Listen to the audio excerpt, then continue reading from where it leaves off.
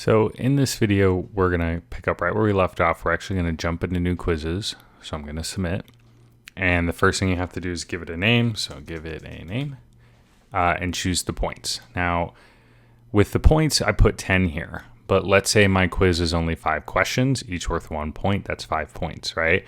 If a kid gets a 4 out of 5, it's going to just scale it to an 8 out of 10. So whatever you put there, it'll scale to it. You don't need that many questions, okay?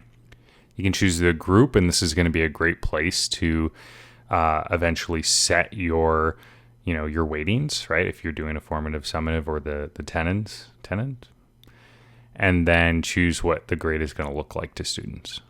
All right. Now this submission type is locked because that is the program for new quizzes.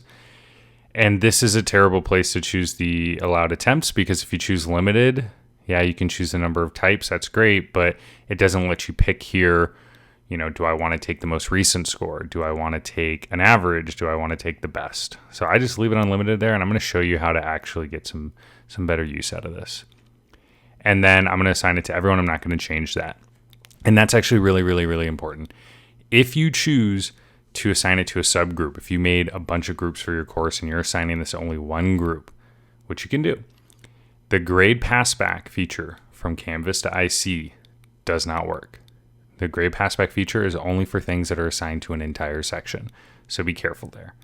And then you can choose your due dates and its availability, which I'm not going to do right now.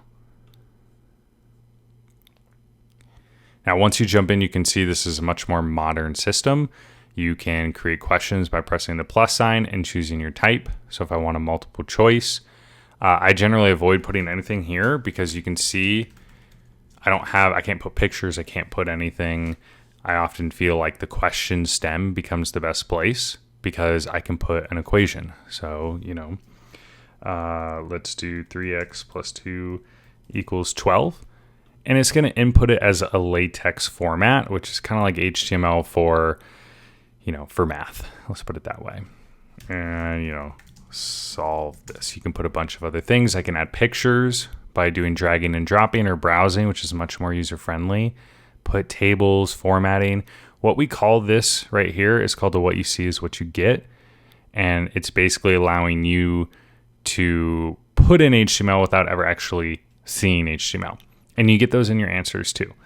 So I'm going to just put some answers here so that you can see that this latex for that equation is actually going to render just fine, okay?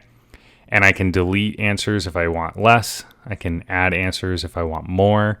And even here, I can put feedback. So if they chose a common misconception, I maybe want to point them to a resource, right? I can choose a calculator option. And you can get scientific or basic, and there is a way to do it for an entire quiz as opposed to just a question, or for individual students. You can vary the points by answer, and then you can shuffle the choices, all right? Now, we're not going to get into aligning outcomes. We'll do that later. And we're not going to get into item banking right now. That's going to be a separate video because that's a lot to go over, okay?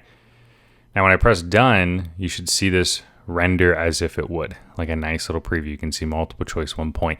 This is why I don't use that title because it's just kind of grayed out. I really want, this area. It's much more vivid and easier to see. Okay. Now, let's dive into settings. You have a lot of settings at your options with new quizzes. You can shuffle questions, shuffle answers. It'll do it for the entire quiz. You can choose one question at a time. And this is actually pretty cool is you can allow backtracking or not. So if I uncheck that, they can't go back. I wouldn't use that feature unless they really knew or you had a good reason. You can require a passcode. So even if it's published, you could put a code on it so that they can't, take it until you give them the code. A time limit. You can filter by IP address, but I wouldn't mess with that. You can allow a calculator for the entire quiz. And this is what I'm talking about for multiple attempts. Here, I have better options. So I can do the score to keep as the highest, the average, the latest. I can here choose the limits and put the number of attempts I want. And I can even require time in between. Because if you say they can take it 2 times, they can just go take it a second time right away. Like maybe you want to talk to them first, go over some things so you can put that little waiting period in. And then finally, restricting student view. If you check these first 2, they'll only be able to see that they got like a 7 out of 10. Okay. And they're not going to be able to see anything else. If you start clicking this one, they're going to be able to start seeing more things. What they put would be this, right? What their answer was.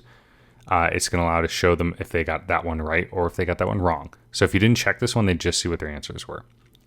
And then here you can see, show correct answer with incorrect response. It'll give them the right answer to the ones they got wrong. And then down to your item feedback, which was that little button I showed you where you can put some feedback in per answer. Okay. Depending on the situation, I generally use these two, especially if they're not all having to take the quiz at the same time. All right. Now, the next thing is reports. This is where you would look at a class, like a class analysis. All right. And that is not instant data. When you click on this, you'll get some really, really great reports, better than classic quizzes, but you're generally going to have to wait an hour, especially if Canvas servers are really maxed out. Okay. But, and if you do outcome analysis, you'll be able to see some stuff there.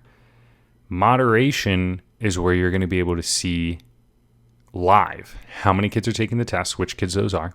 You'll be able to see the scores as they come in. So you'll be able to see that a student got a 6 out of 10, and you'll even be able to pop in and go look at everything that they did, what their answers were.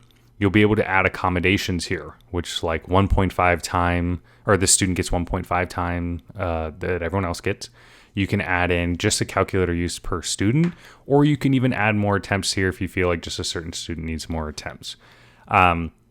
It's a really, really great feature that is not in classic quizzes. Okay. So hopefully this was helpful. It's just a good dive in. I'm going to keep doing some more videos next on item banking, maybe some outcomes, and some more advanced features.